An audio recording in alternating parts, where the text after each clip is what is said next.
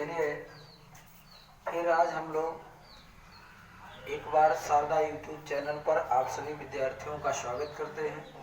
हम उम्मीद करते हैं कि आप 2021 में अपने एक कड़ी मेहनत के साथ पढ़ने का कार्यक्रम आगे कर रहे होंगे। अब तक इस पर क्लास 10th के तमाम सारे वीडियो अपलोड हो रहे थे, लेकिन अब आपको सभी क्लासों के वीडियो लगभग अपलोड होते हुए नजर आएंगे। विगत बीते हुए दिनों में कहीं से किसी भी लेवल का क्लास हो जाता था, लेकिन अब आप लोगों को एक सीरियल और सीक्वेंस में ही सभी क्लासों के लगभग वीडियो अपलोड होते हुए दिखेंगे। तो आप सभी से मेरी गुजारिश है कि आप सभी लोग कंटिन्यू इस चैनल पर बने रहें और ज़्यादा से ज़्यादा नंबर स्कोर करने के लिए ज़्यादा से ज़्यादा मेहनत करें। साथ ही साथ में आपसे मेरा एक वर्ड और कहना है, यदि आप कायदे से मेहनत कर लेते हैं तो हमारी टीम आपके साथ 100% मेहनत के साथ पढ़ाने के लिए तत्पर है। आपको कहीं से किसी भी चीज़ में दिक्कत होती है, परेशानी होती है, जहां आपको समझने में हेजिटेशन हो रहा हो, उस प्लेस पर आप हमको इन्फॉर्म कर सकते हैं और कह सकते हैं कि इस जगह पर हमें दिक्कत हो रही। तो चलिए, हम लोग फिजिक्स में क्लास 10 में कुछ पढ़ाए थे, उसी के आगे आज हम लोग उसका न्यूमेरिकल करेंगे और फिर कुछ आगे उसकी टॉपिक पढ़ाएंगे। उसके बाद में हम लोग इन्हीं चैनलों के माध्यम से आपको अनसॉल्व पेपर के जो लगातार आए हुए क्वेश्चन हैं एक सीक्वेंस में लेकर के क्लास 10th का, क्लास 12th का सॉल्व कराएंगे। तो चलिए, आज हम लोग पढ़ते हैं विद्युत विभवांतर। विद्युत विभवांतर पर कुछ आपके यहाँ न्यूमेरिकल थे, उनको हम लोग करेंगे आज। विद्युत विभवांतर, विद्युत विभवांतर। देखिए, नाम से ही पता चल रहा है कि विभवों के बीच अंतर ही विभवांतर होते हैं। खैर, इस पर हम लोगों को फॉर्मूला पहले से पता है, कल हम लोग इस पर थ्योरी पढ़ चुके हैं। आज इसी पर न्यूमेरिकल को सॉल्व करते हैं। चलिए, जैसे आपके यहाँ फार्मूला होता है delta B equal to V upon Q, delta B equal to V upon Q, ये आपका फार्मूला है।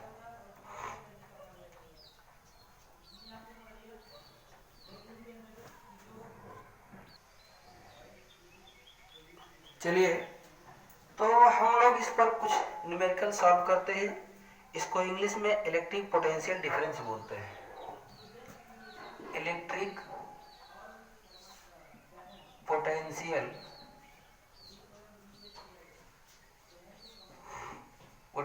डिफरेंस, इलेक्ट्रिक पोटेंशियल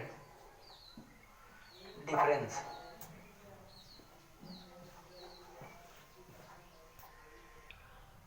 तो इसमें आप लोगों को पता है कि इसका जो मात्रक होता है,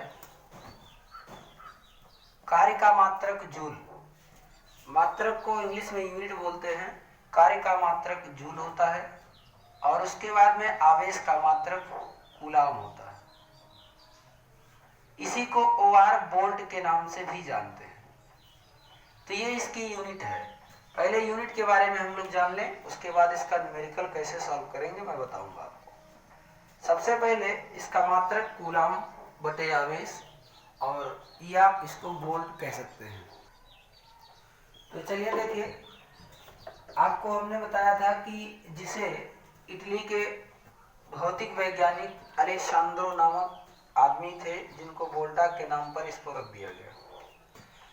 आप इसको देख लीजिए कि जो वोल्ट मात्रक इसका दो दिया है, एक जूल है और दूसरा कूलाम, जूल बटे कूलाम ओआर वोल्ट, जिसे इटली के भौतिक वैज्ञानिक अलेसांद्रो वोल्टा के नाम पर रखा गया था। अब हम लोग कुछ यूनिटी के बारे में जान लेते हैं इसकी, जैसे नॉर्मल वैल्यूज 1 मिलीमीटर या 1 millivolt is equal to 10⁻³ volt. आगे अगले वाले में 1 microvolt is equal to 10⁻⁻6 volt. ये आपके सामने है। कुछ ऐसे और छोटी छोटी यूनिटियां मिलती हैं आपको, जैसे 1 किलो वोल्ट को कितना लिख सकते हैं। आप जानते हैं कि 1 किलो वोल्ट को 10⁻³ वोल्ट लिख सकते हैं। 1 किलो की बात आई, किलो में 1000 होता है और इसके बाद में एक चीज और, एक मेगा वोल्ट की बात करें तो 10 पर पावर 6 वोल्ट। एक मेगा वोल्ट की बात करें तो 10 पर पावर 6 वोल्ट। यहाँ देख लीजिए, अगर ये मिली वोल्ट है तो ये माइनस में है, इसी को एक किलो वोल्ट में कर दिए तो पॉजिटिव वाली वैल्यू। थोड़ा याद करने का सिस्टम भी, एक माइक्रो वोल्ट की बात करते हैं तो 10 पर पावर -6 है, और उसके बाद में इसी को एक megavolt is equal to भी 10 पर पावर 6 वोल्ट के नाम से जानते हैं। तो इस तरीके से आपके यहाँ ये परिभाषाएं हमने कल ही बता दिया था पिछले वीडियो में, और इसका फार्मूला है कि delta B is equal to B W upon Q, और जनरली इसका जो मात्रक है जूल पर कूलम ओवर वोल्ट है। वोल्ट को कहां से लिया गया? इटली के भौतिक वैज्ञानिक अलेसांद्रो वोल्टा के नाम पर इसको रख दिया गया। मिली वोल्ट की जो वैल्यू है 10 पर पावर -3 वोल्ट, इसको 1 केवी इज इक्वल टू 10 पर पावर 3 भी लिख सकते हैं। एक माइक्रो वोल्ट 10 पर पावर -6 वोल्ट है, इसको मेगा वोल्ट इक्वल टू 10 पर पावर 6 वोल्ट कह देते हैं। परिभाषाएं कल हमने आपको बता दी थी कि दो बिंदुओं के बीच विद्युत विभवांतर वह कार्य है जो एकांक आवेश को एक बिंदु से दूसरे बिंदु तक लाने में किया जाता है। ये इसकी परिभाषा थी। तो ये इस तरीके से हमको छोटी छोटी यूनिटियां मिल गई। इसके बाद में हम परिभाषा बता ही चुके हैं, एक क्वेश्चन लिखते हैं और इसी को सॉल्व करेंगे। चलिए इसको अरेंज करते हैं।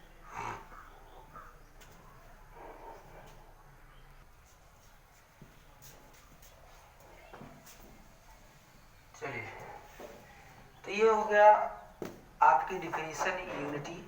इसके बाद इस पर न्यूमेरिकल कैसे सॉल्व करते हैं। कह रहा 5 कूलम वाले एक विद्युत आवेश को, क्वेश्चन है 5 कूलम आवेश वाले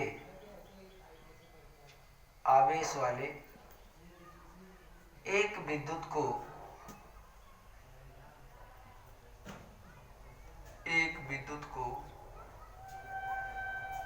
5 कूलम आवेश वाले एक विद्युत को, तो ये 5 कूलम आवेश वाले एक विद्युत को, सवाल आप पढ़िए, विद्युत में एक बिंदु से दूसरे बिंदु तक ले जाने में, विद्युत को एक बिंदु से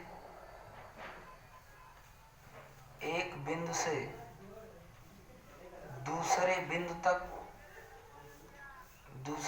तक ले जाने में 5 कूलम आवेश वाले एक विद्युत को एक बिंदु से दूसरे बिंदु तक ले जाने में 64 जूल कार्य करना पड़ता है। 64 जूल कार्य करना पड़ता है। 64 जूल कार्य करना पड़ता है। ठीक, उसके बाद कहता है कि यदि पहले बिंदु का विभव 10 वोल्ट हो, यदि पहले बिंदु का विभव कितना वोल्ट हो? 10 वोल्ट हो। यदि पहले बिंदु का विभव 10 वोल्ट हो, फिर उसके बाद तो दूसरे बिंदु का विभव ज्ञात कीजिए। तो दूसरे बिंदु का विभव ज्ञात कीजिए। तो दूसरे बिंदु का विभव ज्ञात कीजिए।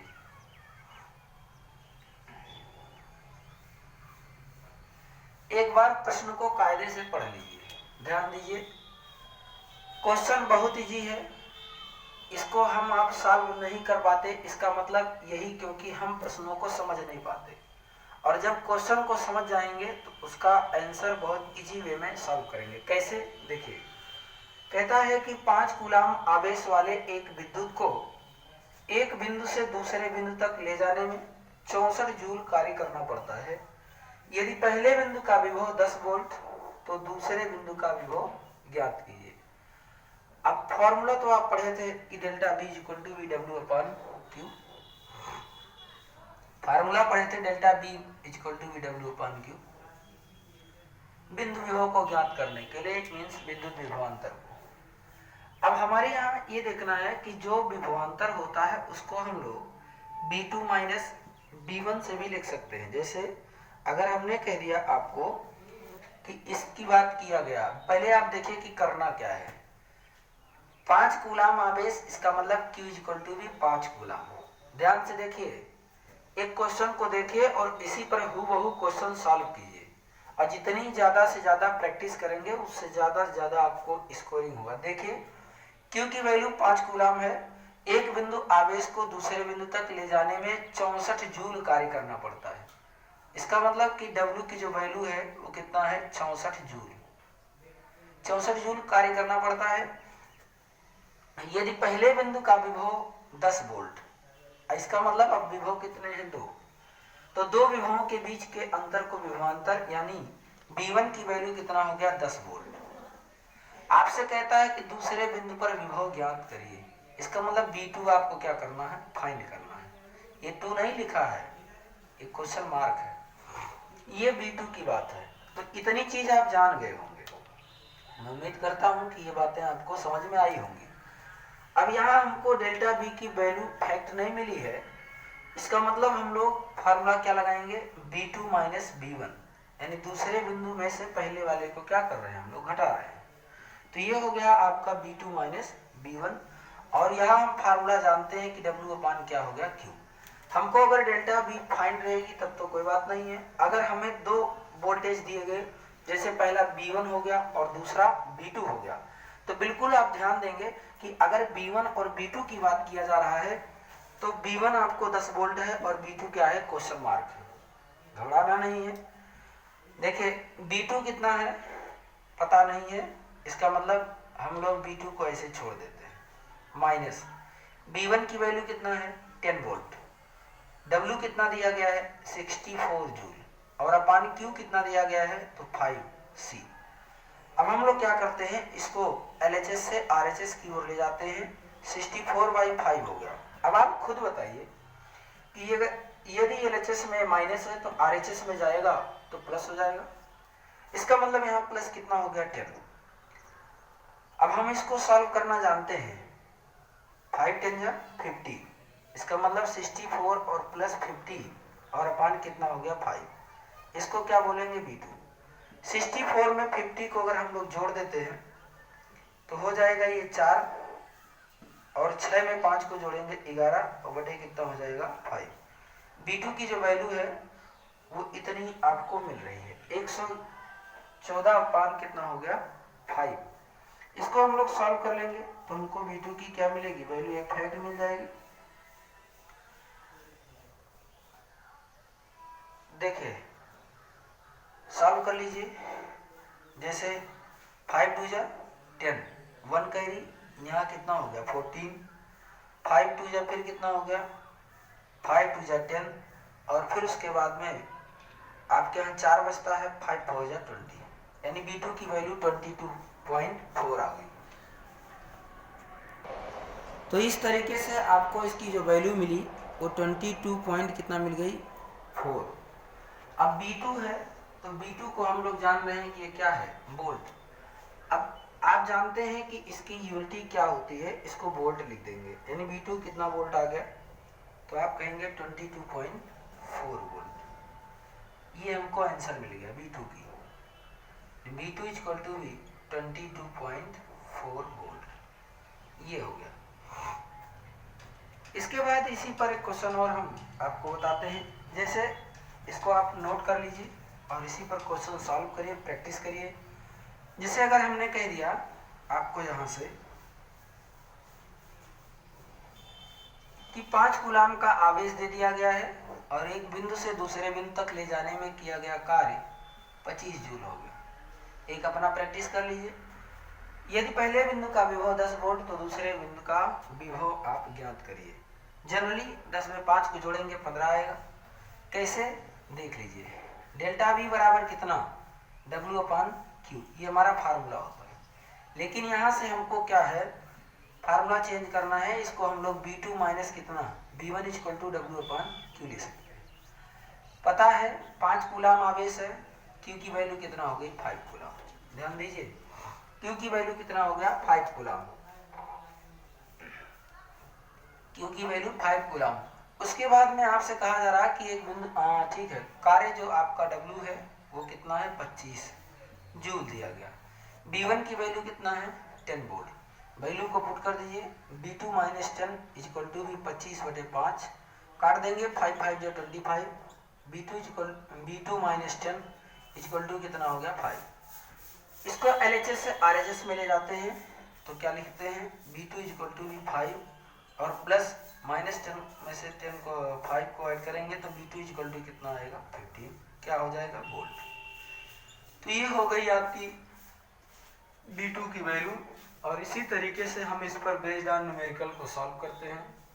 इसके बाद हम किसी अगले क्वेश्चन को देखते हैं, अगले टॉपिक को देखेंगे। पहले विद्युत परिपथ तथा विद्युत परिपथ आरेख, इनके कुछ आरेख दिए गए हैं। इन आरेखों को कैसे समझते हैं और कौन सा सिंबल किस चीज का होता है। जैसे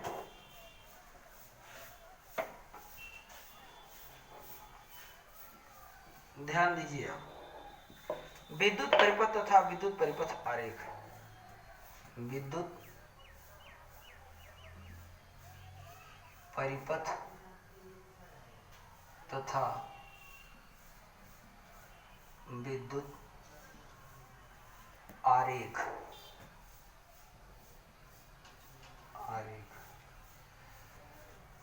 अब हम एक एक ठो को आपको बताते चलेंगे कि इसका सिंबल क्या है। जैसे विद्युत धारा के प्रवाह के बंद मार्ग को विद्युत परिपथ कहते हैं। विद्युत धारा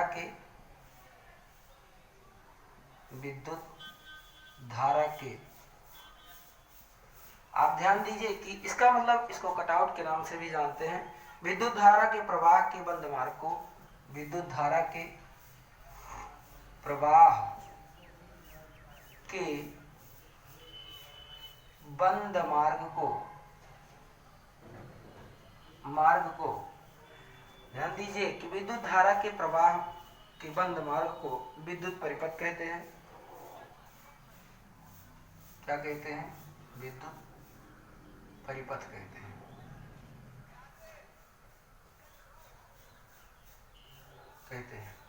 इसका मतलब इसमें धारा का प्रवाह बंद होता है, उसी मार्ग का नाम क्या दे देते हैं हम लोग? विद्युत परिपथ। जनरली इसमें क्या आते हैं, जैसे सेल आ गया, विद्युत उपकरण आ गया, स्विच आ गया, तार आ गया आदि। फॉर एग्जांपल में सेल, स्विच कैसे, चलिए स्विच सेल हो गया, फिर उसके बाद में स्विच हो गया, उसके बाद तमाम विद्युत उपकरण में आपके यहाँ तार हो गया। इन्हीं सबको हम लोग क्या कहते हैं? तार, ETC। ये हो गए आपके यहाँ विद्युत धारा के प्रवाह के बंद मार्ग को विद्युत परिपथ कहते हैं। इनके एग्जाम्पल्स हो गए सेल, स्विच, तार और ETC। तो ये विद्युत परिपथ तथा विद्युत आरेख। अब इन लोगों के आरेख को हम लोग कैसे करते हैं? ध्यान दीजिए कि विद्युत परिपथों के सामान्य उपयोग होने वाले कुछ अवयवों के प्रतीक। आप हेडिंग एक छोटी सी लगा लेंगे कि विद्युत परिपथों में सामान्यतया, विद्युत परिपथों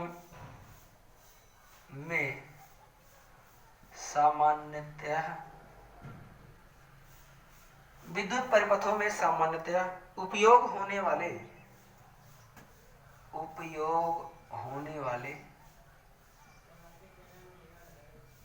देखिए ध्यान से, विद्युत परिपथ में किन किन चीजों का उपयोग करते हैं हम लोग? कुछ अवयवों के प्रतीक हम लोग लिख देते हैं। क्या लिखेंगे? कुछ अवयवों के सिंबल, प्रतीक को हम लोग इंग्लिश में सिंबल का नाम देते हैं। ध्यान दीजिए, विद्युत परिपथों में सामान्यतया उपयोग में आने वाले या उपयोग होने वाले कुछ अवयवों के प्रतीक।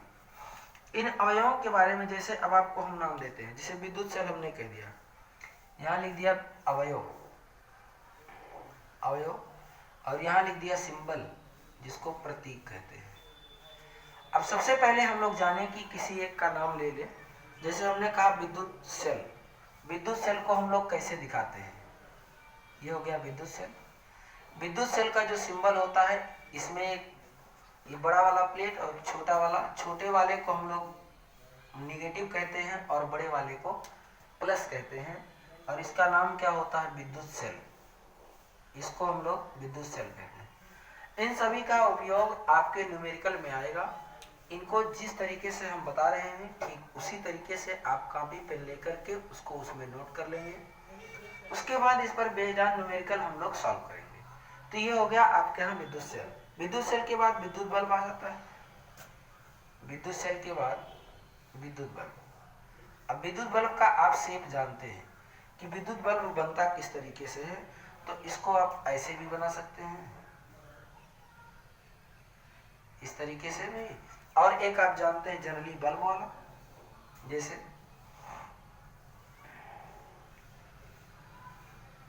ये आपके किसके सिंबल हो गए, विद्युत बल्ब के। विद्युत सेल में आप जान रहे हैं कि बड़ा वाला जो प्लेट होता है पॉजिटिव, छोटा वाला नेगेटिव, और ये विद्युत बल्ब के सिंबल हो गए। तीसरा कहता है बैटरी। बैटरी का मतलब क्या कि तमाम सारे सेलों को जोड़ दीजिए। यही सेल था, फिर इसी को और जोड़ दिए। अब देखिए, तो ये हमारा क्या बन गया, बैटरी, प्लस माइनस। पहला हो गया आपके यहाँ विद्युत सेल, विद्युत बल्ब और बैटरी के सिंबल। कुछ और हैं, प्रतिरोध। प्रतिरोध को हम लोग किस तरीके से रिप्रेजेंट करते हैं, प्रतिरोध, ये हमारा क्या दिखा रहा है, प्रतिरोध। तो ये हो गया आपका प्रतिरोध। प्रतिरोध को हम लोग कैपिटल आर से रिप्रेजेंट करते हैं। प्रतिरोध को हम लोग कैपिटल आर से रिप्रेजेंट करते हैं। चलिए, इसके बाद में हम लोग प्लग कुंजी की बात करते हैं। किसकी बात, प्लग। अब हम लोग प्लग को कैसे लिखेंगे, प्लग कुंजी। प्लग कुंजी का जो सिंबल होता है उसको किस तरीके से रिप्रेजेंट करेंगे, इसी तरीके से। ये हमारे किस चीज का सिंबल हुआ, प्लग कुंजी का। सबका काम क्या क्या है मैं आपको बताऊंगा। परिवर्तित अवरोध आ गए,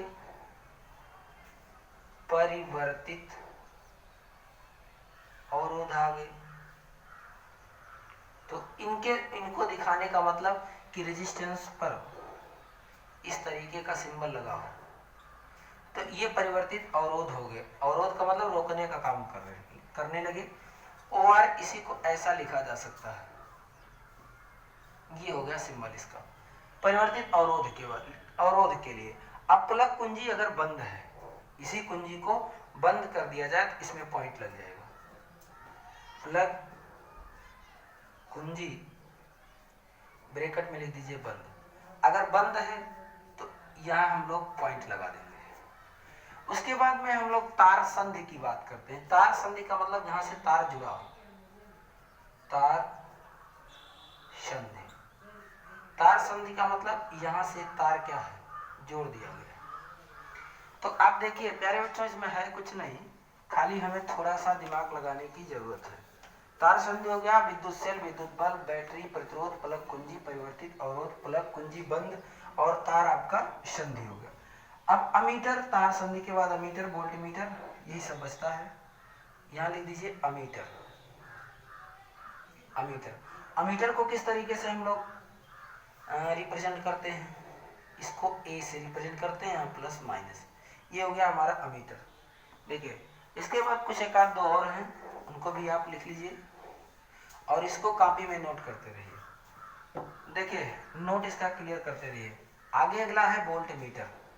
वोल्ट मीटर, वोल्ट मीटर का सिंबल क्या है, तो आप देखेंगे इसको हम लोग इस सिंबल से रिप्रेजेंट करते हैं। एक मिनट, ये वोल्ट मीटर को रिप्रेजेंट करने के लिए आया है। अगर तार क्रॉसिंग की बात कर देते हैं बिना संधि के, ऐसे लिख दीजिए तार क्रॉसिंग, और इसमें लिख दीजिए बिना संधि के, बिना संधि के।